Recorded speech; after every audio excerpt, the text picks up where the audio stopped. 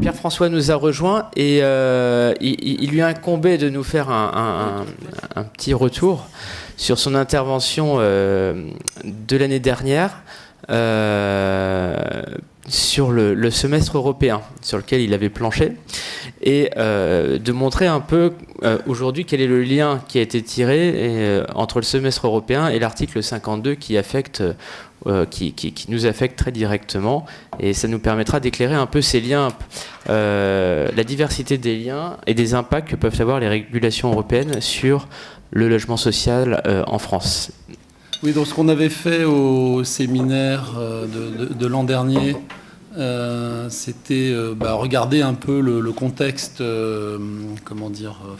rappeler un peu les éléments généraux du rituel entre la France et la Commission européenne. Alors, il y a peut-être des endroits, comme dit Laurent, où on est très admiré, mais il y a d'autres endroits où, globalement, il y a clairement une remise en cause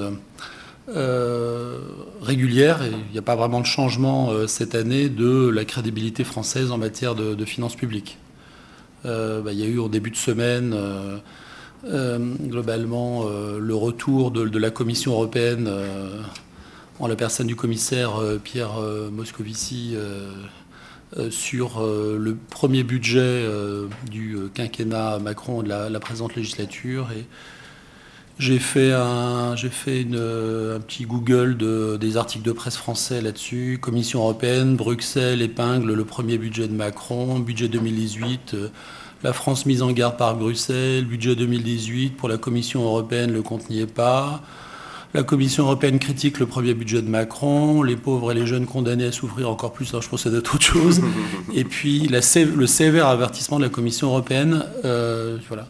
Donc globalement, effectivement, depuis très longtemps, et surtout pour des raisons structurelles, la France est critiquée.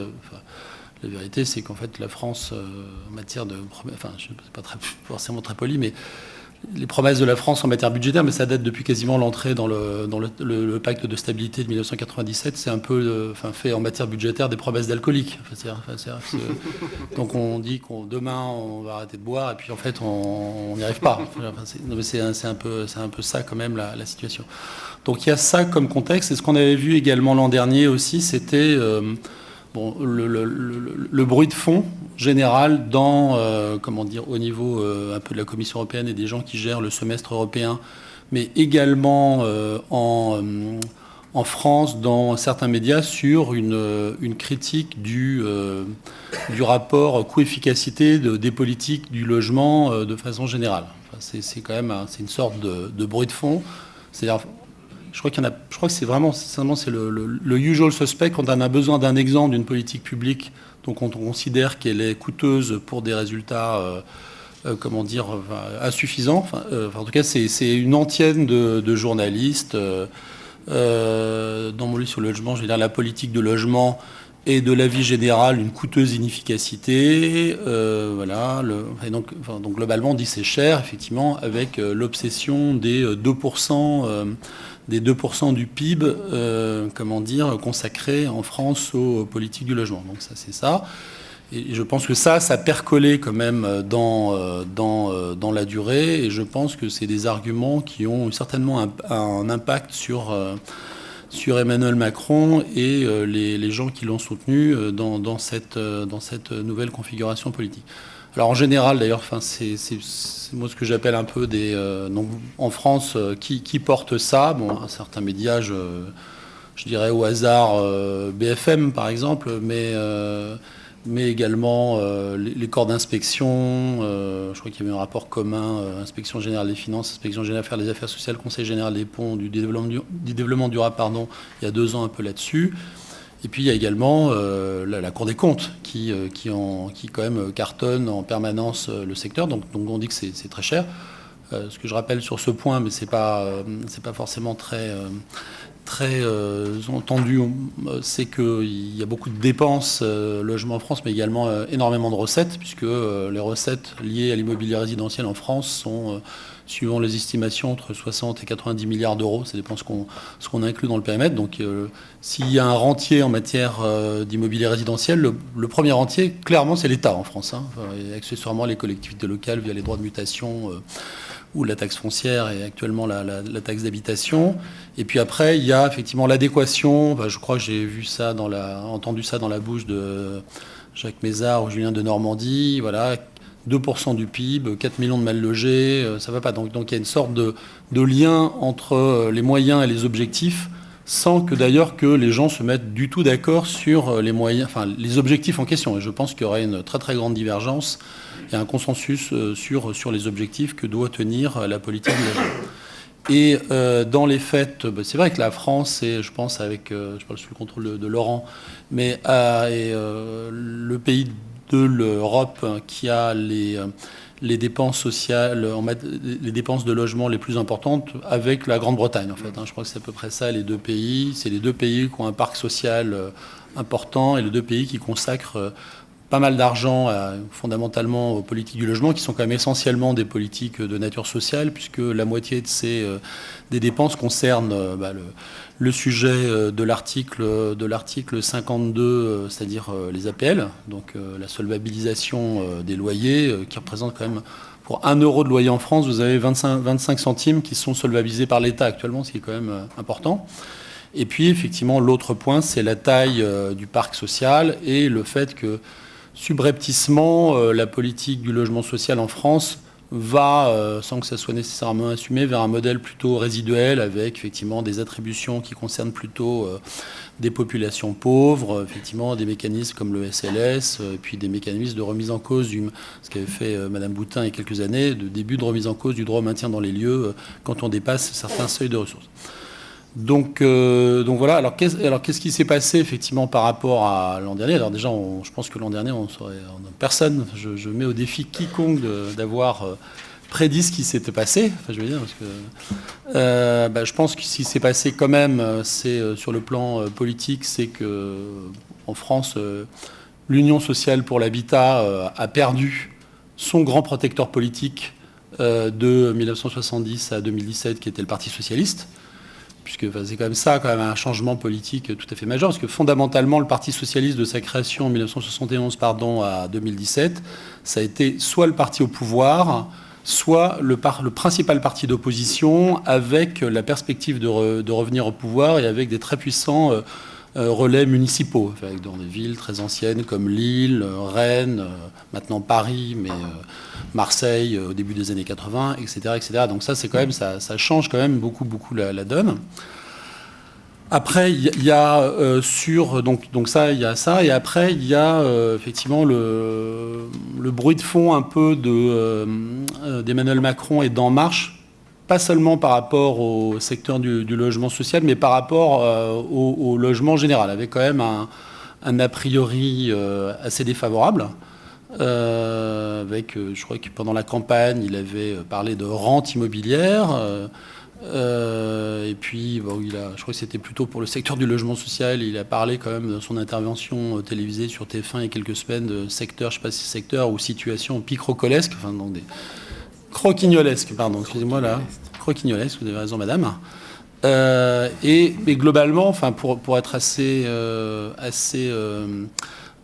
comment dire, si on veut regarder la situation de façon globale, le secteur privé n'est pas tellement, comment dire, de l'immobilier, du logement n'est pas particulièrement bien traité non plus. On a vraiment le sujet, la crise, il y a l'article 52, mais le remplacement de l'ISF par l'IFI, d'une part, et d'autre part, le fait que les revenus fonciers soient pas dans le prélèvement fiscal unique, fait que il y a un souhait explicite ou assez clair de privilégier l'épargne financière par rapport à l'épargne immobilière, je veux dire, puisque c'est clairement ça, et avec quand même un bruit de fond qui correspond à mon avis à une certaine réalité que le logement est cher en fait, et que globalement le logement est cher, et moi d'ailleurs c'est à titre personnel, je trouve un objectif que je partage.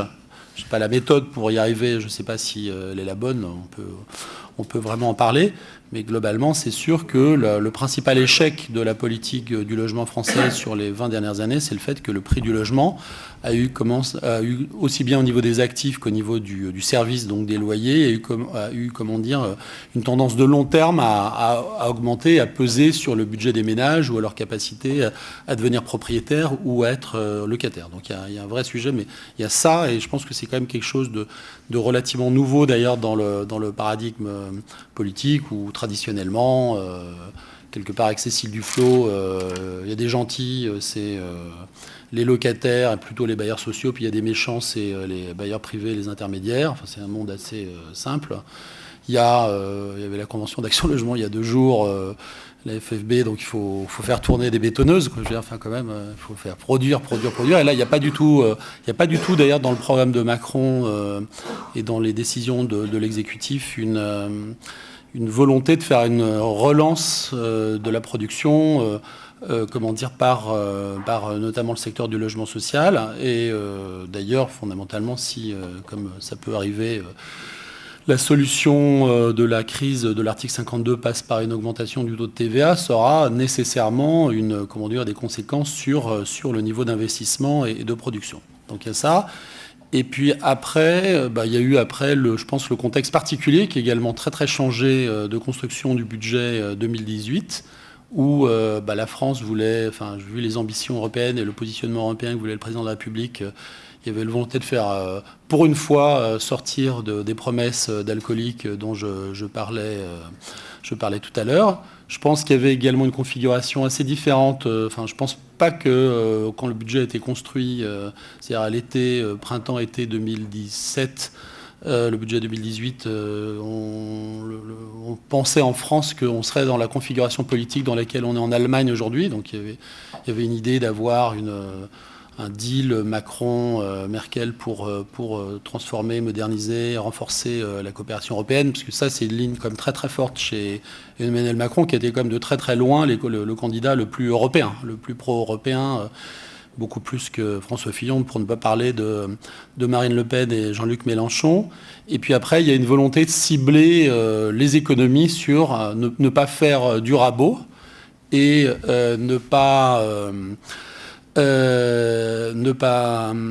faire, une réduction homothétique de la baisse des budgets sur l'ensemble des départements ministériels, mais de cibler quelques ministères sur lesquels on retirait des grosses escalopes.